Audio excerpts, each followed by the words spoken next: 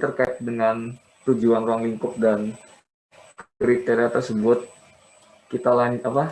kemudian ditentukan yang namanya metode audit, di mana secara definisinya metode audit ini merupakan cara kerja yang sistematis atau tersusun pelaksanaan kegiatannya itu atau cara kerjanya itu dilakukan secara berurutan dari awal hingga selesai, yang tujuannya adalah untuk memudahkan pelaksanaan kegiatan audit itu sendiri, sehingga tujuan audit yang ditentukan oleh pihak klien tersebut dapat tercapai pada saat kegiatan audit, baik itu audit secara langsung atau on-site ataupun audit virtual. Kemudian terkait dengan pelaksanaan yang bisa dilakukan secara langsung atau on-site atau secara jarak jauh atau remote ataupun gabungan dari keduanya. Jadi untuk beberapa tergantung dari auditnya juga, terkadang audit itu bisa dilakukan dengan kombinasi dari kombinasi pelaksanaan secara langsung ataupun secara remote atau dari jarak jauh. Dan itu biasanya ditentukan berdasarkan dari tempat pelaksanaannya. Selain itu juga untuk penggunaan metode dalam audit ini dipertimbangkan berdasarkan pada risiko serta peluang yang terkait dengan kegiatan audit. Yang pertama itu terkait dengan kompetensi auditor yang tersedia. Kemudian berikutnya adanya ketidakpastian yang timbul dari penerapan metode audit dan lain-lainnya.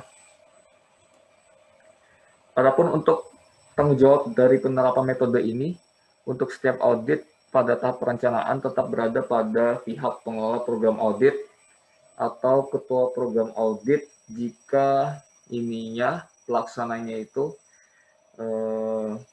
pada pihak pertama.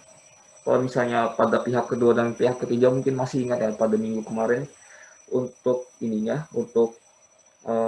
pengeksekusinya itu dilakukan oleh ketua tim audit. Baik, kita lanjut. Kemudian untuk terkait pelaksanaan audit yang secara langsung atau on-site ataupun secara remote atau jarak jauh, acuannya kita melihat pada standar ISO 19011 tahun 2018. Kemudian kita perlu melihat terlebih dahulu hal-hal apa saja yang perlu diperhatikan oleh pihak pengelola program sebelum melaksanakan kegiatan audit, baik itu secara on-site ataupun secara virtual. Kemudian untuk yang pertama, pada audit yang secara langsung atau on-site auditing, pada tipe audit yang seperti ini, untuk meminimalisir gangguan antara aktivitas audit serta proses kerja auditi. Untuk ini mungkin lebih ke kegiatan operasional sehari-hari yang dilakukan oleh pihak perusahaan atau organisasi tertentu yang diaudit. Selain itu juga untuk memastikan kesehatan serta keselamatan tim audit pada saat selama kunjungan langsung dilakukan, maka pihak pengelolanya ini perlu memperhatikan dan mempertimbangkan terkait dengan perencanaan kunjungan serta kegiatan audit yang akan dilakukan di lapangan. Seperti yang kita tahu bahwa tentunya kesehatan dan keselamatan tim audit ini sangat perlu diperhatikan terkait dengan karena tim audit inilah yang nantinya akan melakukan pengumpulan bukti-bukti audit di lapangan, sehingga tim audit ini harus berada dalam kondisi yang prima. Dan tentunya saja jika berkunjung dari satu tempat ke tempat lain yang mungkin jaraknya lumayan jauh, itu juga terkadang ada saja potensi dari gangguan kesehatan yang dapat dialami oleh tim audit, baik itu dari ketuanya, dari anggotanya, maupun pada tenaga ahli yang dilibatkan di dalamnya. Kemudian terkait dengan perencanaan kunjungan, untuk hal-hal yang perlu diperhatikan oleh pihak penyelenggara program, yang pertama terkait dengan bahwa izin dan akses ke bagian-bagian lokasi dari si audit itu sudah sudah ditetapkan sesuai dengan ruang lingkup audit. Jadi kalau misalnya ternyata nantinya si auditingnya ini mungkin tidak mengizinkan untuk mengakses pada bagian-bagian lokasi kerja mereka berdasarkan ini, dan itu yang telah ditetapkan pada ruang lingkup, mungkin masih ingat pada pertemuan sebelumnya, jika ada sedikit kendala pada bagian ini, mungkin tentunya dari pihak penyelenggara program harus mendiskusikannya kepada klien untuk mencoba mencari alternatif opsi yang lainnya. Mungkin yang pertama itu. Kemudian berikutnya, dari pihak penyelenggara program ini juga harus memberikan info yang memadai kepada auditor. Yang ini lebih ke lebih ke ketua atau anggotanya pada jika auditnya tidak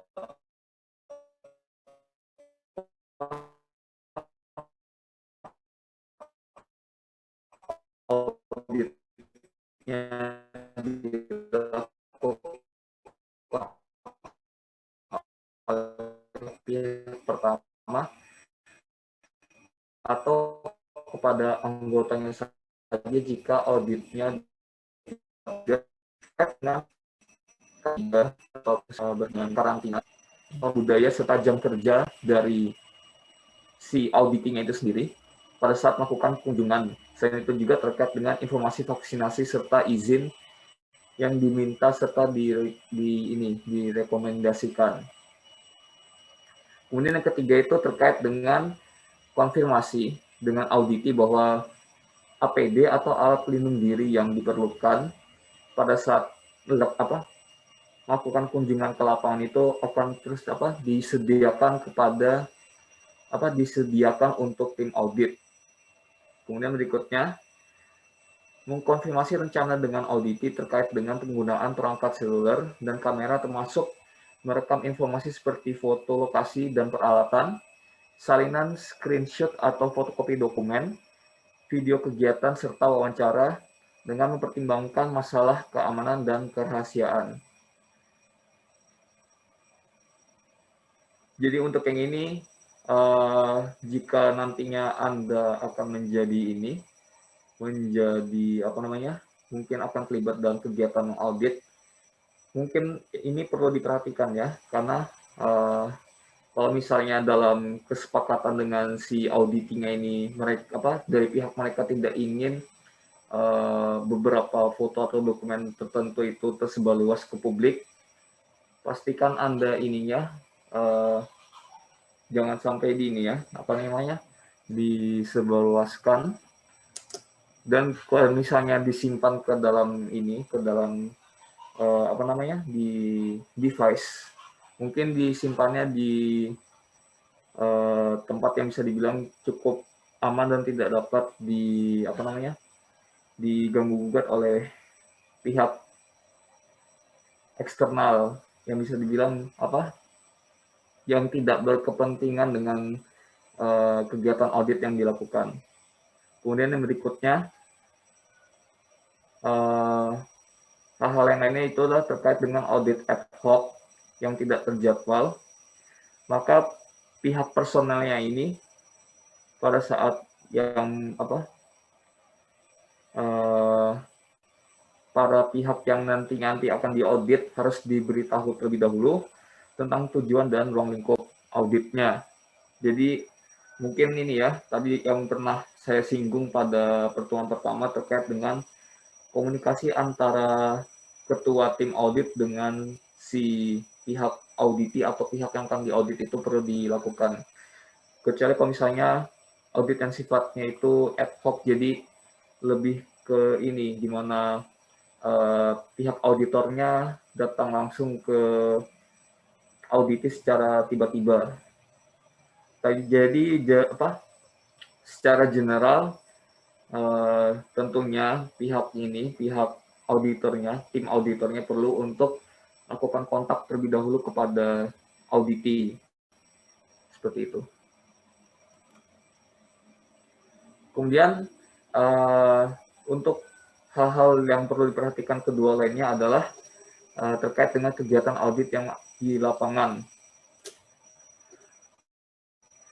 Tentunya nantinya si pihak penyelenggara program ini wajib untuk ini ya, memastikan bahwa tidak untuk misalnya menginformasikan kepada tim auditor yang nantinya bekerja di lapangan untuk menghindari gangguan yang tidak perlu dari proses operasional, yang tentunya ini juga jika mungkin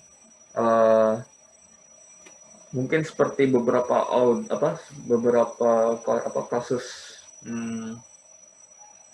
kalau misalnya auditnya misalnya seperti audit lingkungan pada perusahaan-perusahaan yang berskala besar, misalnya seperti kegiatan pertambangan atau mungkin kelapa sawit, itu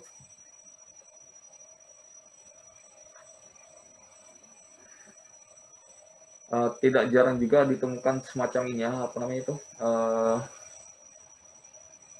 hal-hal yang mungkin sifatnya dapat mengganggu dari kegiatan operasional mereka. Jadi mungkin misalnya pada beberapa ini ya, pada saat mereka beroperasi, mungkin pada saat ini pada saat mereka menggali tanahnya, atau mungkin pada saat misalnya di kegiatan industri kelapa sawit itu mereka sedang ada proses seperti pemisahan antara tandan kosong dengan buahnya, itu kan terkadang ada emisi atau zat pencemar yang dapat terhasilkan dari kegiatan operasional mereka. Jadi semacam residu atau sisa yang tentunya itu bisa saja dapat mengandung zat-zat yang mungkin dapat mengganggu metabolisme tubuh dari tim auditor. Jadi makanya terkait dengan itu juga si penyelenggara juga memastikan harus tim penyelenggara memastikan bahwa tim auditor yang nantinya akan bertugas itu menggunakan APD dengan benar. Jadi agar dampak dari kegiatan proses operasional tersebut dapat dihindari. Kemudian selain itu juga terkait dengan APD, maka harus ada mengkomunikasikan atau menginformasikan prosedur darurat kepada tim auditor, misalnya seperti pintu emergency, titik kumpul, atau mungkin jalur untuk keadaan tanggap darurat dan lain-lainnya. Selain itu juga pihak penyelenggara wajib untuk menjadwalkan komunikasi dengan pihak antar sesama tim auditornya untuk meminimalkan gangguan. Selain itu juga harus adanya penyesuaian ukuran tim audit dan jumlah komando serta pengamat sesuai dengan ruang lingkup audit untuk menghindari gangguan pada proses operasional sejauh mungkin. Jadi mungkin untuk pada poin ini, karena terkadang audit mungkin saja ada banyak lokasi yang harus diaudit, jadi mungkin pada beberapa lokasi tertentu bisa ini ya, dari ketua tim auditnya melakukan semacam ini ya, pembagian tugas, jadi tidak semua anggota akan pergi ke suatu lokasi. Jadi ada ininya, ada apa, job-jobnya sudah ditentukan oleh pihak ketua tim audit. Kemudian yang selain itu juga, pada saat tim audit nanti bekerja, mereka jangan sampai menyentuh atau memanipulasi peralatan apapun yang dimiliki oleh pihak ini, yang di pihak auditingnya, kecuali jika diizinkan secara eksplisit atau secara tersurat, bahkan jika kompeten atau berlisensi. Kemudian selain itu juga, apabila jika nantinya terjadi suatu insiden pada saat kunjungan ke lokasi auditi, maka ketua harus meninjau terkait situasi dengan auditi serta jika perlu dengan pilihan audit dan mencapai kesepakatan apakah audit harus diinterupsi, dijadwalkan ulang atau dilanjutkan. Kemudian jika saat mengambil salinan dokumen di media apapun yang dimiliki oleh si auditi, maka sebaiknya tim auditor harus meminta izin dan dipertimbangkan terkait dengan kerahasiaan serta masalah keamanan dari dokumen-dokumen tersebut. Kemudian pada saat membuat catatan, maka tim auditor harus menghindari terkait dengan pengumpulan informasi secara pribadi, kecuali jika nantinya diminta berkaitan dengan tujuan audit atau kriteria audit.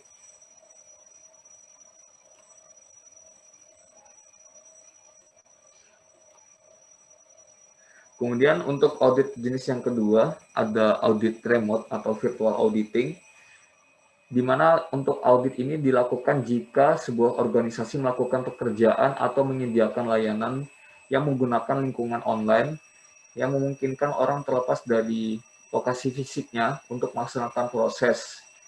Misalnya seperti intranet perusahaan atau network dari internal perusahaan, kemudian ada cloud,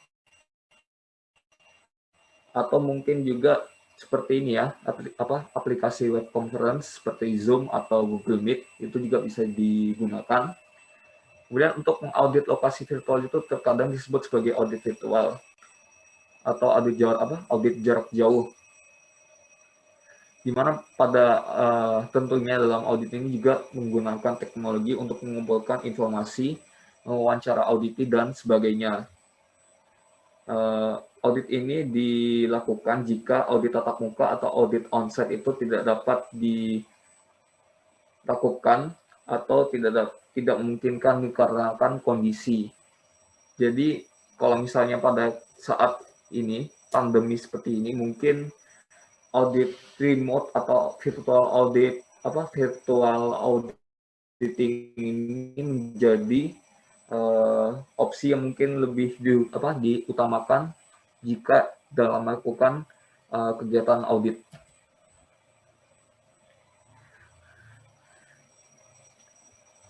Untuk kegiatan audit virtual ini sama seperti audit yang biasanya. Untuk proses ininya seperti ini, pada tahap rapat pembukaan, kemudian tahap pengumpulan datanya, sampai ke penarikan kesimpulan hingga ke rapat penutupnya.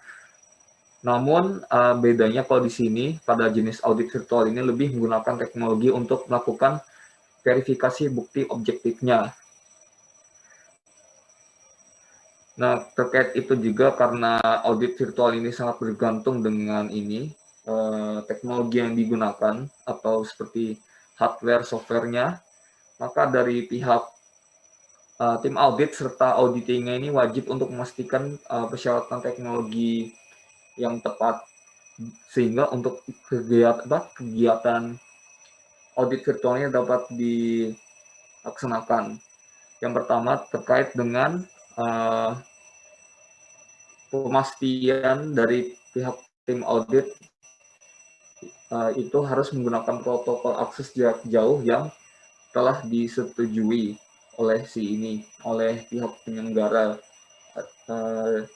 serta dengan pihak auditinya, termasuk terkait dengan device yang diminta, kemudian perangkat lunak dan lainnya.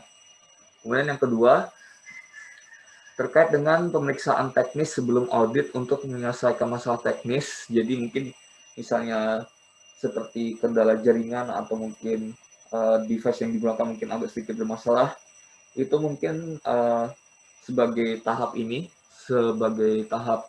pencegahan mungkin bisa dilakukan pengecekan terlebih dahulu. Dan ini juga bisa dibilang termasuk salah satu risiko yang dapat terjadi pada saat kegiatan audit berlangsung. Kemudian yang ketiga terkait dengan pemastian rencana atau opsi lainnya yang available atau tersedia, dan tentunya dikomunikasikan atau diinformasikan kepada auditi untuk mengantisipasi hal yang tidak diinginkan. Salah satunya seperti gangguan akses, kemudian penggunaan teknologi alternatif dan sebagainya jika diperlukan.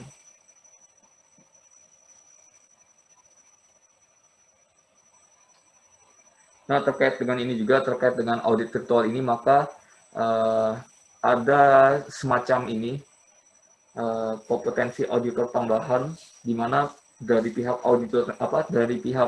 auditornya ini harus memiliki keterampilan teknis untuk menggunakan peralatan elektronik yang sesuai dan teknologi lainnya saat mengaudit. Kemudian dari pihak auditornya juga harus memiliki pengalaman dalam memfasilitasi pertemuan secara virtual untuk melakukan audit dari jarak jauh. Selain itu juga pada saat melakukan pertemuan pembukaan atau audit secara virtual, dari auditornya harus mempertimbangkan beberapa hal, diantaranya seperti risiko yang terkait dengan audit virtual atau jarak jauh, kemudian gunakan denah atau diagram lokasi virtual untuk referensi atau pemetaan informasi elektronik, kemudian memfasilitasi pencegahan hambatan dan gangguan kebisingan di latar belakang. Berikutnya, meminta izin sebelumnya untuk mengambil salinan, screen capture, dokumen atau rekaman apapun, dan mempertimbangkan masalah kerahasiaan dan keamanan. Dan terakhir, memastikan kerahasiaan dan privasi selama jeda audit, misalnya dengan mematikan mikrofon atau menjeda kamera, atau kameranya di off-kan dulu. Seperti itu. Mungkin kurang lebih sama sih yang saat ini sedang saudara lakukan pada saat kegiatan ini ya, kegiatan belajar mengajar. Oke, sampai di situ apakah ada yang ingin bertanya terkait dengan audit on-site serta audit virtual?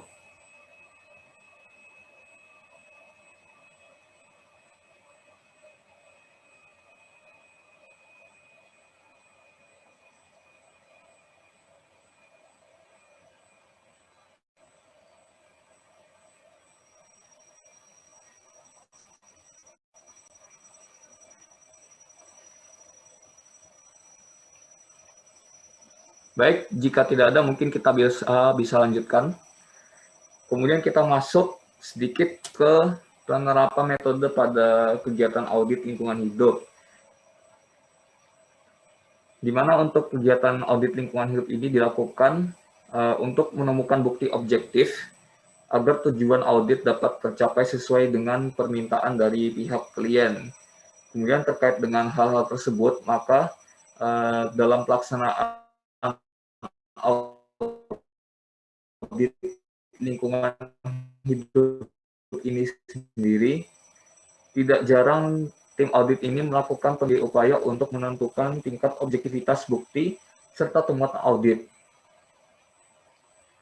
Mungkin seperti yang kita tahu secara garis besarnya terkait dengan pendekatan ini berbasis ilmiah, tentunya kita perlu untuk mengidentifikasi masalahnya terlebih dahulu, di mana untuk basis ininya dilihat dari pada saat ini ya, dari saat dari tujuan-tujuan yang telah ditetapkan oleh klien. Mungkin nantinya ini juga mungkin semacam ini ya, semacam keluhan atau bagaimana, itu nantinya merupakan jadi basis masalah yang telah ditentukan sebagai tujuan audit, yang kemudian dari situ mungkin dari pihak tim auditornya ini dapat melakukan rumusan hipotesis terkait dengan tujuan-tujuan yang telah ditetapkan oleh pihak si klien. Dimana mungkin misalnya jika misalnya ada dugaan terjadinya pencemaran di perairan, kemudian dari untuk memverifikasi tujuan tersebut terkait dengan potensi dugaan pencemaran pada perairan di sekitar kegiatan operasi perusahaan suatu perusahaan. Kemudian dari tim auditor akan merumuskan beberapa hipotesis di mana di kegiatan mana sajakah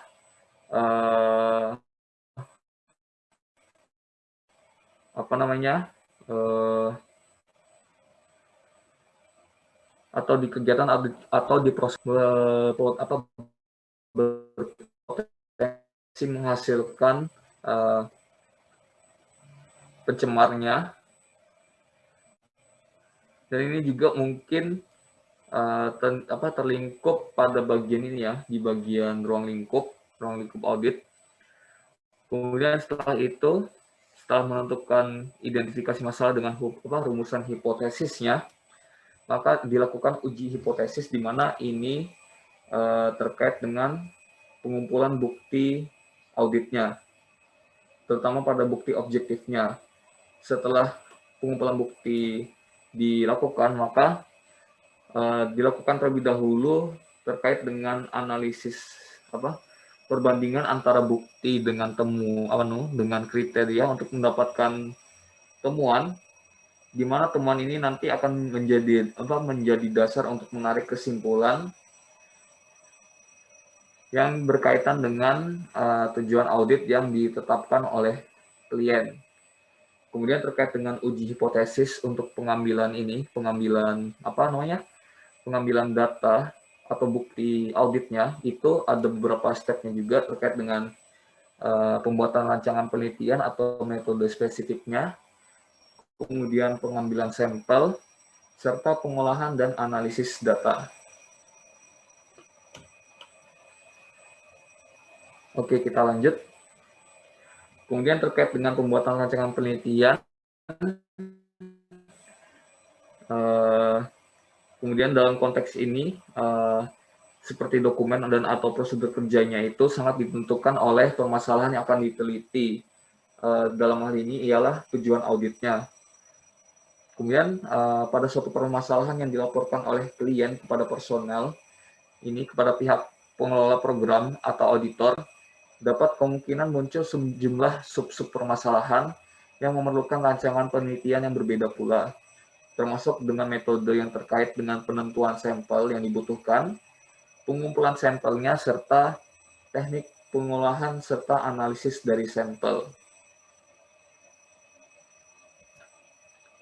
Lanjut, kemudian terkait dengan penentuan sampel, tentunya dalam kegiatan ini, penelitian ilmiah, dikarenakan adanya keterbatasan sumber daya, baik itu waktu, biaya, serta tenaga, dan hal-hal lainnya, maka untuk kegiatan penelitian ini dilakukan hanya terhadap sampel, tidak pada populasi. Kemudian sebagai bagian dari populasi, maka sampel yang diambil itu tentunya harus representatif yakni mewakili kondisi yang sebenarnya dari sampel.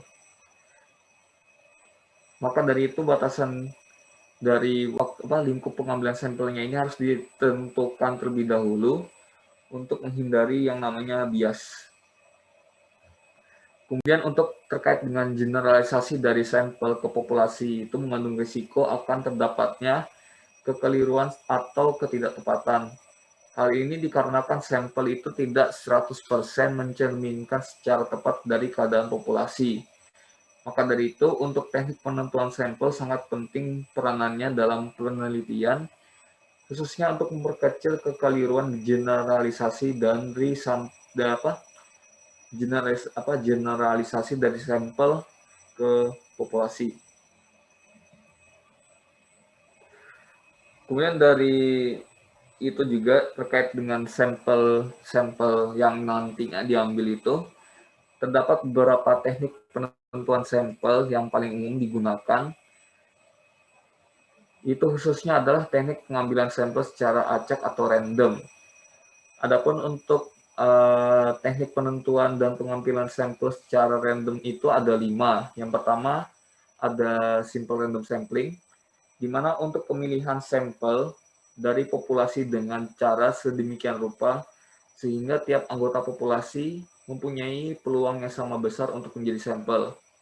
Kemudian ada systematic random sampling, di mana pengambilan sampelnya dilakukan secara sistematis dengan interval tertentu dari suatu kerangka sampel yang telah diurutkan. Kemudian ada juga stratified random sampling, di mana pengambilan sampel dilakukan dengan cara membagi populasi tersebut ke dalam kelompok-kelompok yang homogen yang disebut sebagai dengan strata.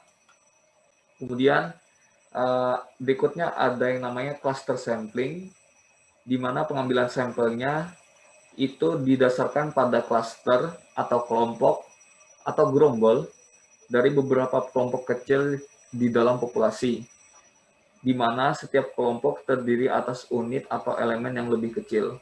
Yang terakhir ada multi-stage sampling, di mana pengambilan sampelnya ini prosesnya dilakukan dalam 2 tahap atau lebih.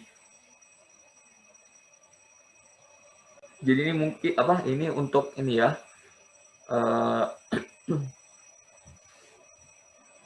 penentuan sampel yang umumnya digunakan oleh tim auditor dalam pengumpulan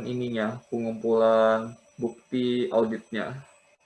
Biasanya untuk yang seperti ini kadang dilakukannya pada pada objek yang sifatnya itu abiotik atau biotik. Mungkin masih ingat ya, abiotik dengan biotik itu apa? Biotik itu apa? Kemudian setelah melakukan penentuan sampelnya, maka ada juga metode-metode terkait dalam pengambilan data atau bukti audit. Umumnya untuk pengambilan data ini ada 5 metode secara garis besar. Ada checklist, yang kedua ada sampling, ini lebih ke objek yang sifatnya abiotik dan biotik. Kemudian ada pengamatan, ada interview, ada wawancara, serta kuesioner. Ini mungkin semua sudah tahu ya terkait dengan ini. Checklist, pengamatan, interview, kuesioner. Cuma untuk sampling ini karena terkait dengan komponen abiotik dan biotik, maka di dalam kategori ini ada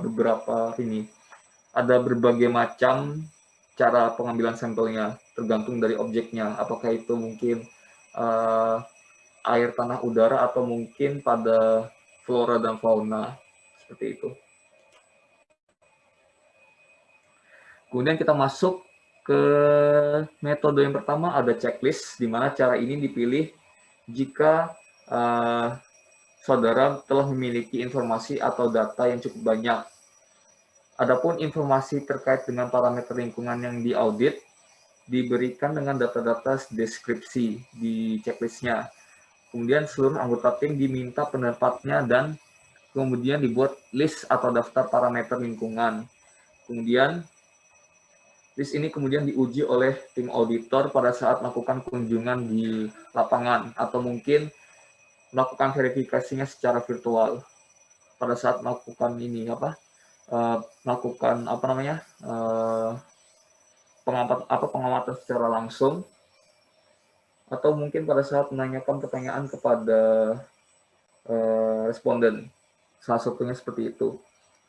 Kemudian yang berikutnya ada sampling, di mana untuk cara ini dipergunakan untuk mengambil kondisi lingkungan tertentu, yang di mana caranya dilakukan dengan mengambil sampel lingkungan, tergantung dengan objeknya, kemudian dianalisis di laboratorium.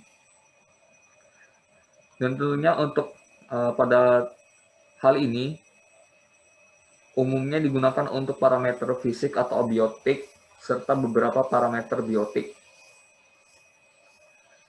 Kemudian metode berikutnya ada pengamatan, di mana cara ini hampir dapat dilakukan untuk seluruh parameter lingkungan. Untuk kondisi lingkungan diamati di lapangan. Kemudian untuk caranya juga pada masing-masing parameter itu tidak sama. Maka dari itu setiap parameter menggunakan metode penelitian yang sesuai dengan parameter tertentu. Untuk yang ini mungkin lebih ke ini ya, pengukuran langsung. Kalau beda dengan yang sebelumnya, samplingnya ini dilakukan untuk mengambil sampel yang dimana nilai parameternya hanya bisa dibaca pada saat melakukan analisis laboratorium. Sedangkan untuk pengamatan ini bisa langsung menggunakan alat-alat tertentu yang dapat langsung dibaca hasil pengukurannya dan dapat dicatat oleh tim auditor. Mungkin misalnya seperti suhu, kemudian kelembaban udara, atau mungkin pengukuran kebisingan dan getaran dan sebagainya. Kemudian berikutnya ada cara atau metode interview, di mana untuk cara ini dipergunakan khusus untuk parameter sosial budaya, ekonomi, serta kesehatan masyarakat. Dan untuk cara wawancara atau interview ini juga cukup banyak macamnya, namun mungkin saya tidak akan membahasnya pada pertemuan ini. Dan terakhir ada kuesioner, di mana untuk metode ini diterapkan untuk mengetahui bagaimana persepsi serta preferensi masyarakat terhadap persoalan lingkungan yang ada di lingkungan kegiatan usaha dan sekitarnya. Dan untuk cara ini dimaksudkan untuk mencocokkan kondisi lingkungan yang diteliti dengan metode-metode lainnya seperti sampling, pengamatan, dan pengukuran. Jadi umumnya dalam kegiatan audit lingkungan itu mungkin kelima metode ini semuanya digunakan untuk dalam mengumpulkan bukti serta memverifikasi bukti-bukti lainnya, seperti itu.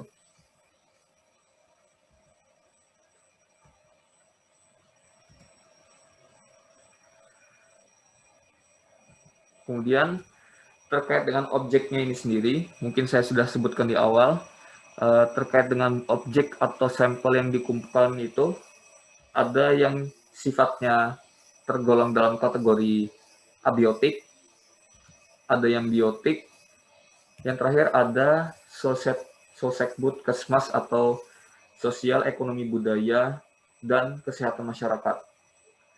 Adapun pada kategori abiotik ini ada terbagi lagi menjadi beberapa macam. Ada udara dan kebisingan, ada hidrologi, ada kualitas air, serta tanah. Kemudian untuk yang biotik ini ada berupa flora dan fauna. Adapun untuk Sosekbud-Kesmas ini tentunya ada terbagi menjadi 3 kategori, ada sosial ekonomi, ada budaya, serta kesehatan masyarakat.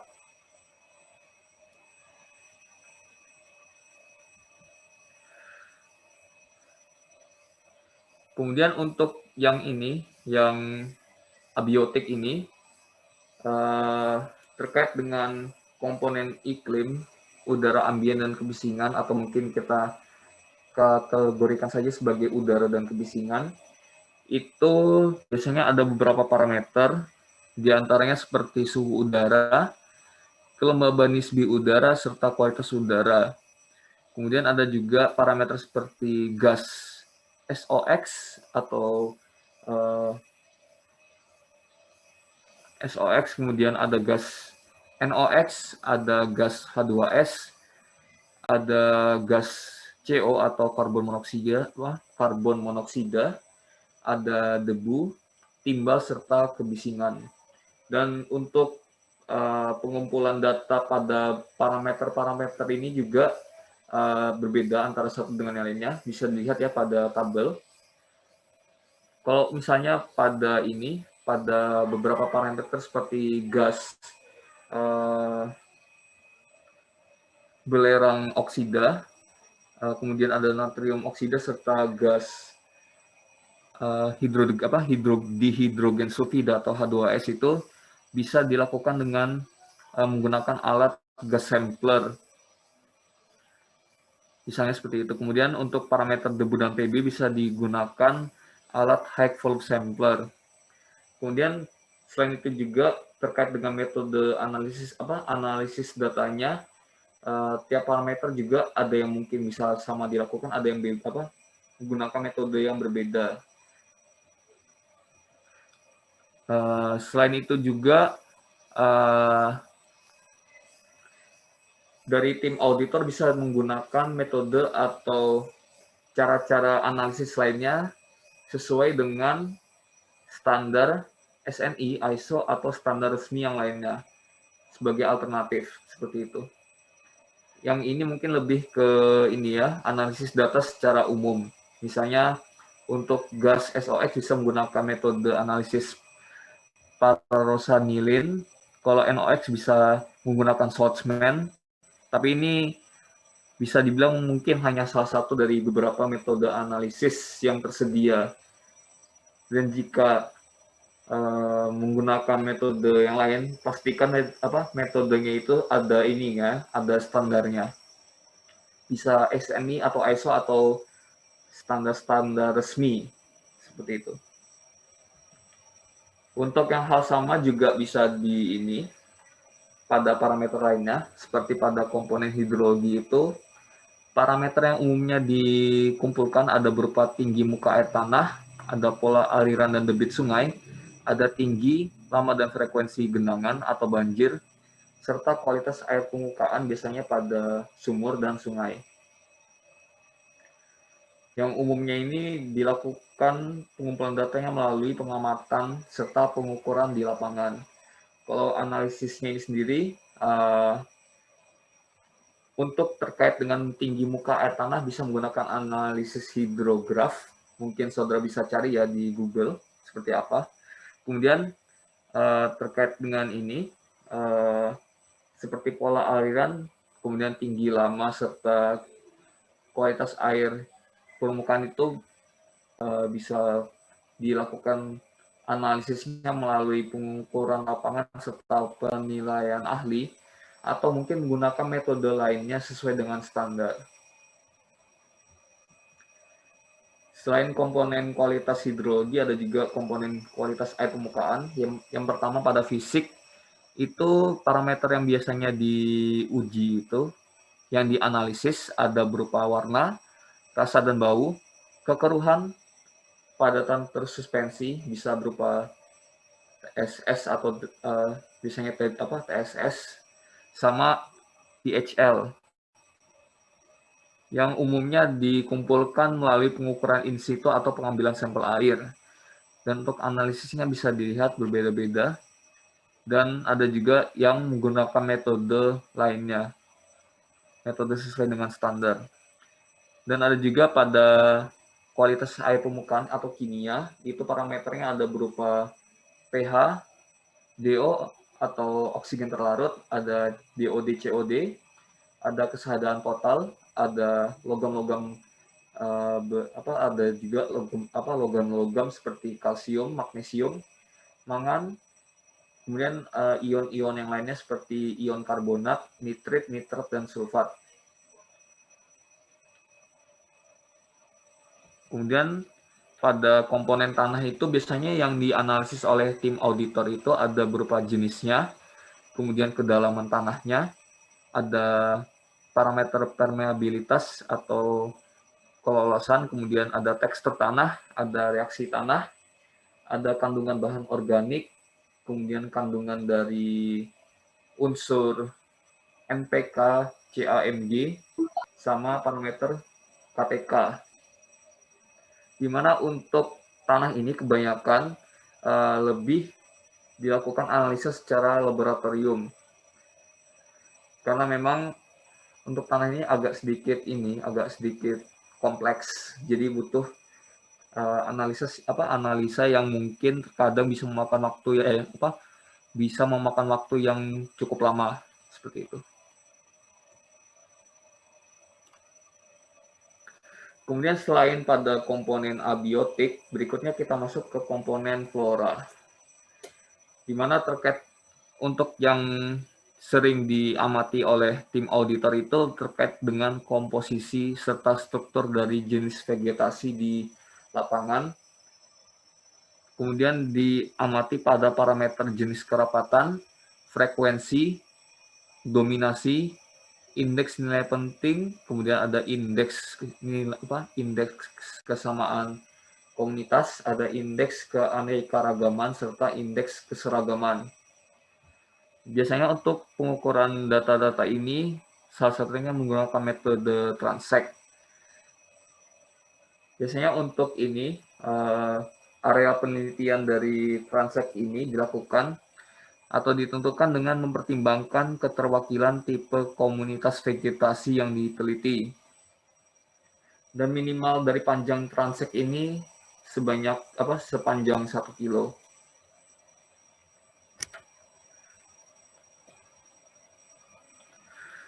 Biasanya untuk ini, pengumpulan serta analisis data pada komponen vegetasi yang dibatasi dengan Transect itu ditentukan petak-petaknya secara sistematis dengan awalan yang acak, kemudian secara bertahap ini ditentukan dengan ini ya, ditentukan lanjutan urutannya. Kemudian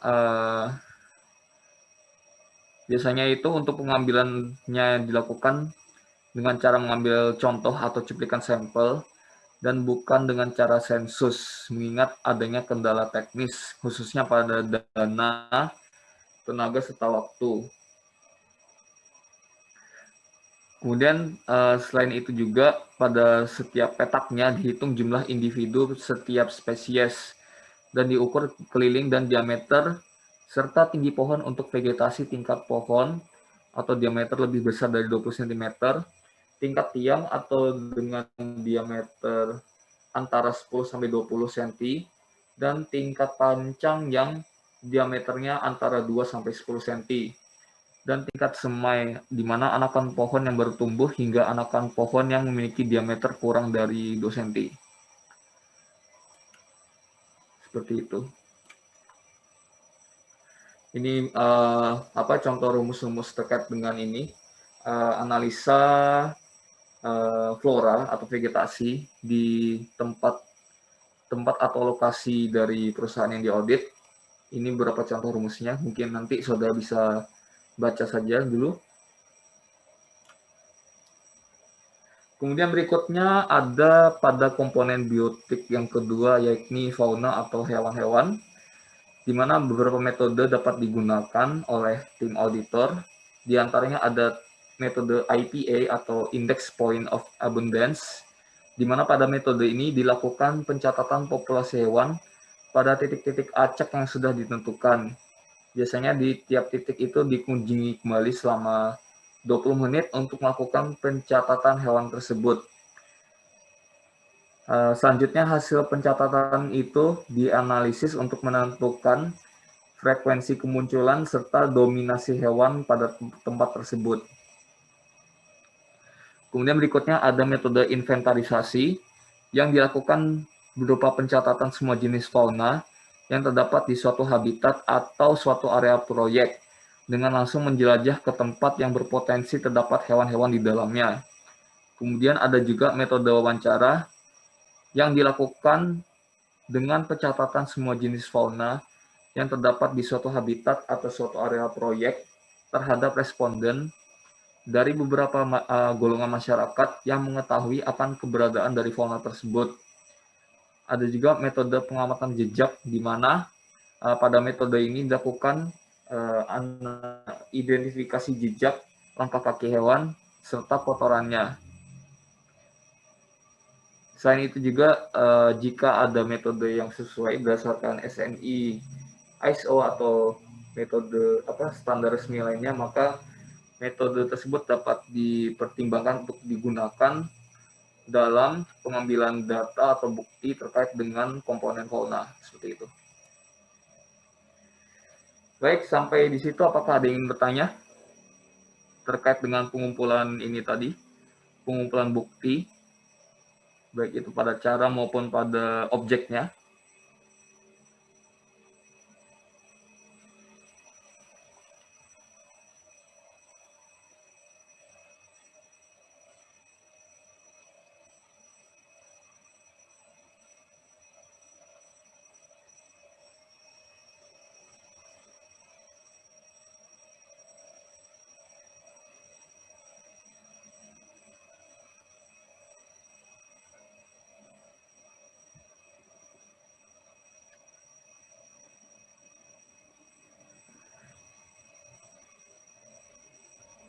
Baik, jika tidak ada mungkin saya izin dulu sebentar.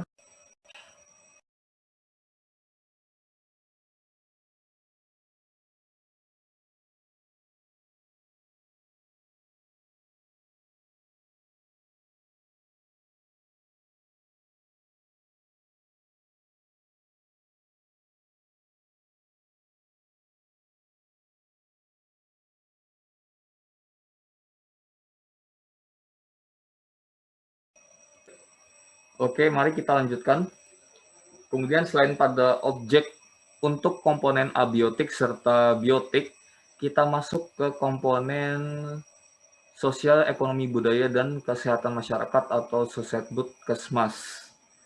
Di mana untuk pada komponen ini lebih objeknya ini lebih ke arah masyarakat yang tinggal di sekitar kegiatan perusahaan atau organisasi yang diaudit.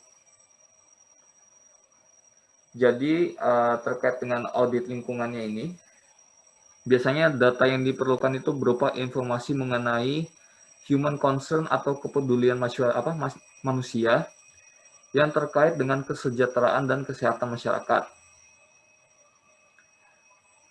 Selain itu juga terkait dengan keberhasilan dalam pengelolaan lingkungan, komponen fisik ini sendiri juga ditentukan oleh manusia.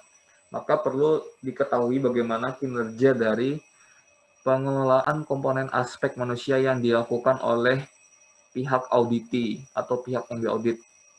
Adapun untuk aspek sosial ini meliputi seluruh komponen sosial yang berada pada lingkungan internal perusahaan maupun pada masyarakat di sekitar kegiatan perusahaan tersebut. Selain ini juga pada aspek Sosebud-Kesmas ini merupakan suatu aspek yang bervariasi dan tidak konsisten antara suatu daerah dengan daerah yang lainnya, serta pada suatu waktu terhadap waktu yang lainnya juga, bahkan di antara suatu kegiatan usaha terhadap kegiatan lainnya. Maka dari itu, diperlukan metode yang tepat untuk menyesuaikan dengan kondisi lokasi yang diaudit serta lingkungan yang ada di sekitarnya. Kemudian kita masuk terkait dengan komponen sosial, ekonomi, dan budaya. Adapun untuk komponen lingkungan sosial ekonomi ini sendiri, biasanya yang diamati itu ada berupa demografi dan kependudukannya. Selain itu juga terkait dengan fasilitas sosial serta fasilitas umum yang terdapat di masyarakatnya, kemudian sarana dan prasarana perhubungan darat, sumber mata pencaharian, peluang bekerja dan berusaha, serta rekreasi dan pariwisata. Dan umumnya metode pengumpulan datanya ada berupa observasi, wawancara, serta pengumpulan data sekunder.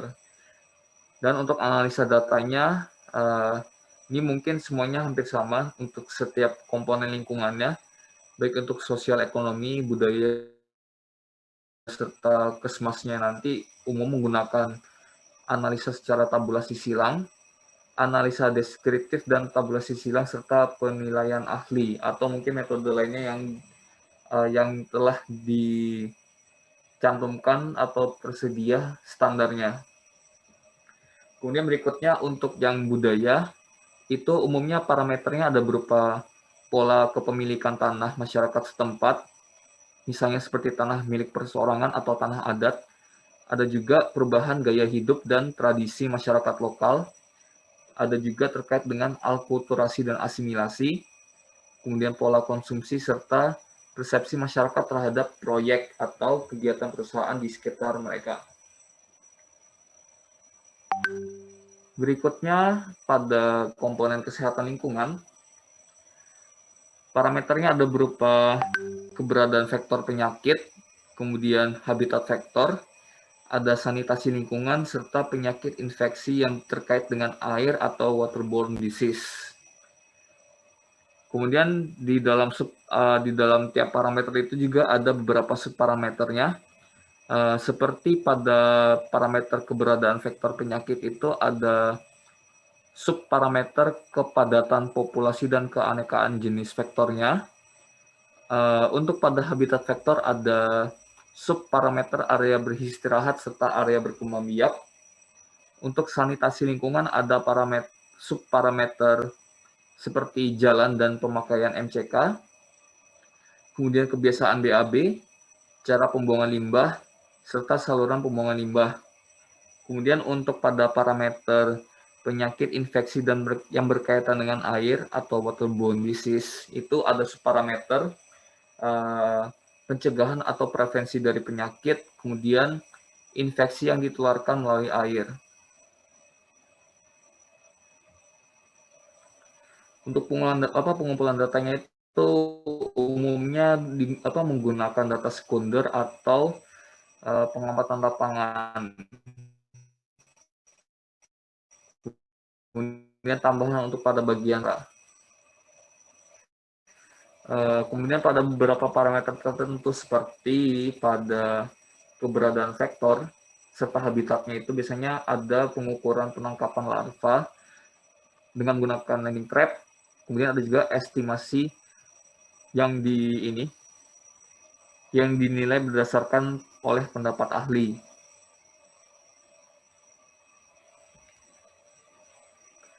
Kemudian selain itu ada juga pada terkait komponen kesehatan masyarakat, di mana ada parameter tingkat kesehatan masyarakat serta tingkat pelayanan kesehatan masyarakat.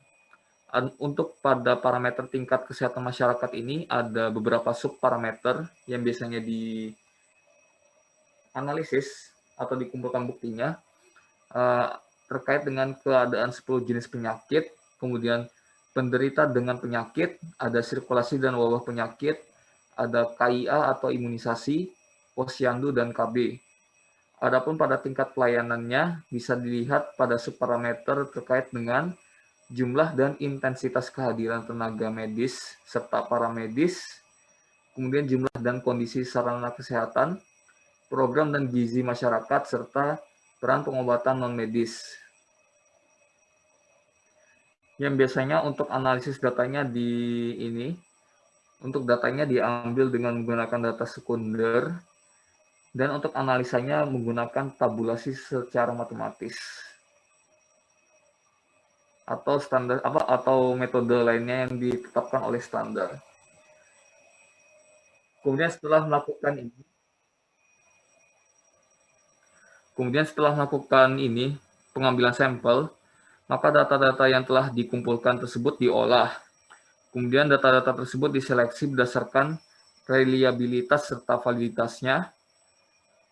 Adapun untuk data yang reliabilitas dengan validitasnya rendah, termasuk mungkin data yang sifatnya kurang lengkap, maka data-data tersebut disisihkan atau dibuang atau dilengkapi dengan substitusi. Kemudian data yang telah terseleksi tersebut diatur dalam tabel atau matriks agar memudahkan pengolahan selanjutnya. Kalau terkait dengan reliabilitas dengan validitas ini mungkin lebih terkait kepada data-data yang sifatnya didapatkan dengan melakukan interaksi dengan interaksi dengan masyarakat, khususnya mungkin terkait dengan data seperti kuesioner. Itu mungkin perlu diseleksi terlebih dahulu, karena bisa saja ada datanya mungkin baik itu mungkin disengaja atau tidak, atau mungkin tidak tahu. Kemudian ada juga mungkin faktor-faktor yang lainnya menyebabkan reliabilitas serta validitas datanya itu tergolong rendah.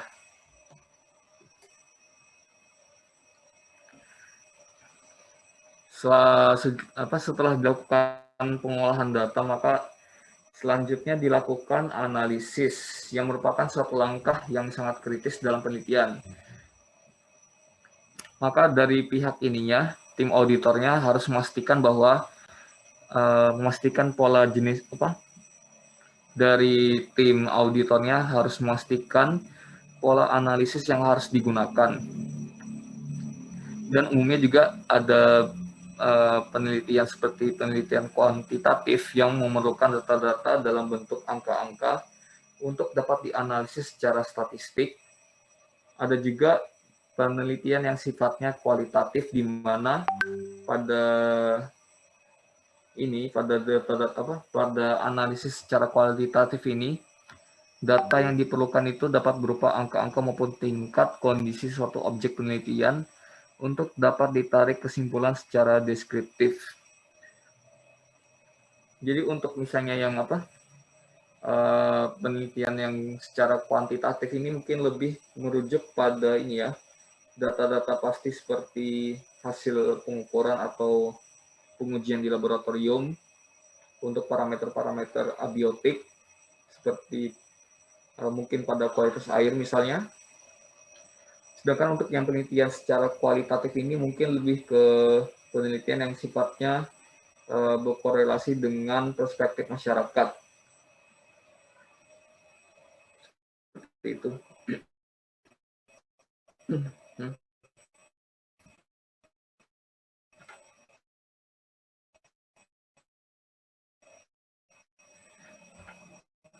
Kemudian kesimpulan yang dapat ditarik dari kegiatan ini yang dapat ditarik pada maka hingga tujuan audit yang ditetapkan oleh klien dapat tercapai. Kemudian untuk rangkaian metode dalam pelaksanaan audit lapangan tergantung pada lokasi yang diaudit. Apakah itu auditnya sifatnya on-site atau dilakukan secara remote atau virtual.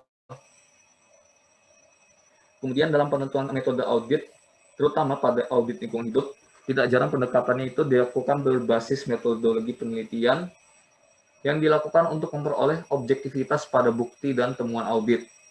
Kemudian yang biasanya dikaji dan dievaluasi dalam audit oleh para tim auditor yang melaksanakan kegiatan auditnya, baik itu secara langsung maupun virtual, itu ada berupa aspek abiotik, biotik, serta aspek Sosebudkesmas.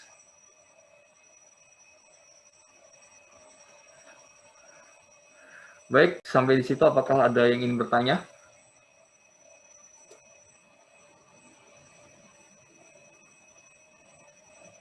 Terkait dengan materi metode audit.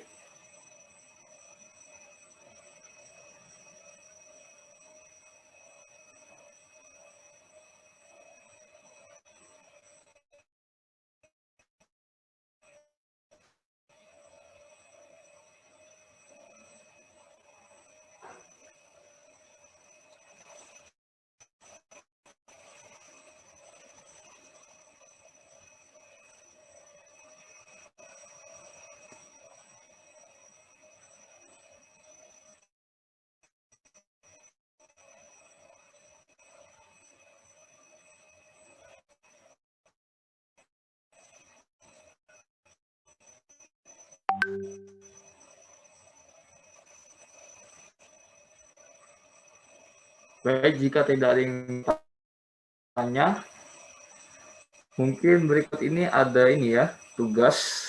Mungkin bisa dilihat pada layar Anda,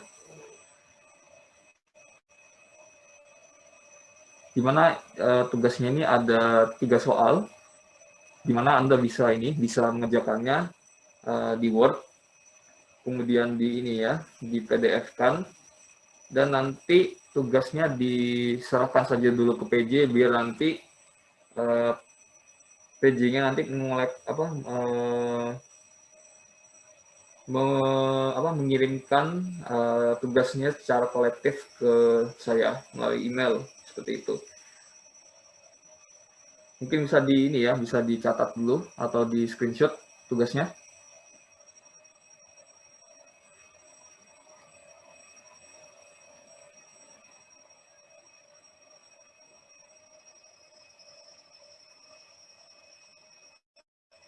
Dan untuk tugasnya ini nanti paling lambat dikumpulkan pada sebelum pertemuan kelima.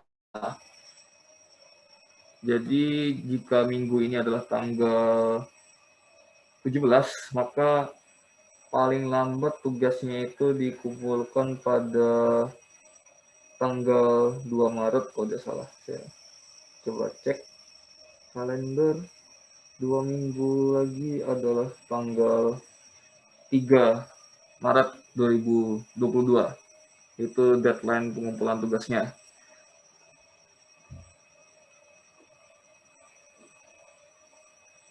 Apakah sudah dicatat atau belum? Atau mungkin di capture? Sudah, Pak. Sudah ya? Oke. Sebelum perkuliahan ini kita akhiri, mungkin tolong dinyalakan semua kameranya agar saya bisa screenshot sebagai bukti dokumentasi serta untuk mengecek daftar hadir juga.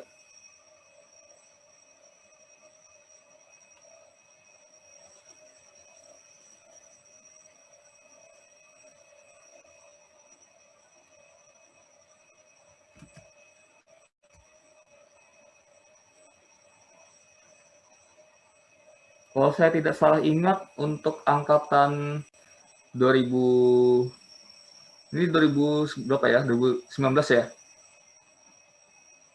Iya, Pak. Benar, Pak.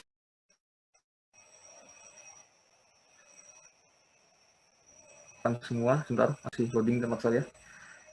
Mungkin karena jaringan saya mungkin agak sedikit buruk sejak kemarin.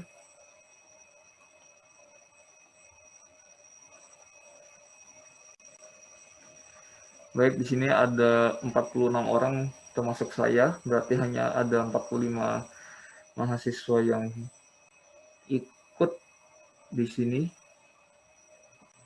Oke, kita mulai. Untuk slide pertama, 1, 2, 3.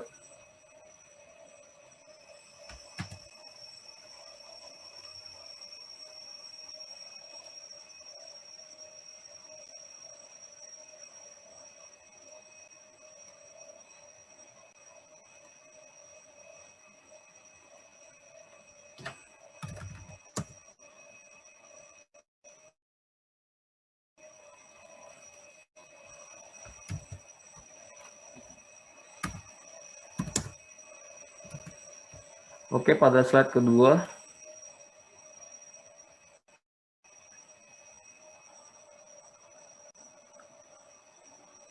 1, 2, 3.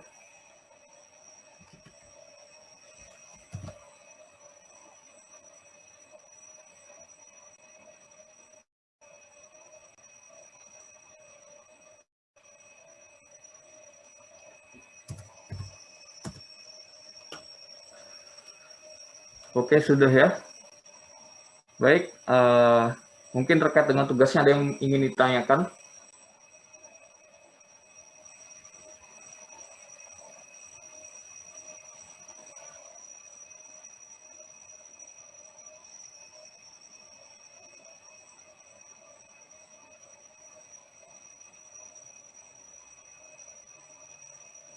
Baik, saya anggap sudah jelas ya untuk tugasnya. Untuk deadline-nya yakni sebelum pada pertemuan kelima, yakni sebelum tanggal 3 Maret 2022.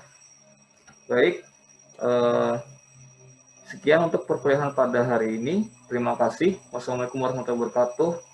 Selamat pagi dan salam sehat. Waalaikumsalam Waalaikumsalam warahmatullahi warahmatullahi wabarakatuh. Terima kasih, wabarakatuh. Pak. Terima kasih, Pak. Sama-sama. Mohon langsung segera live kecuali kalau jika ada ini ya perkuliahan lagi.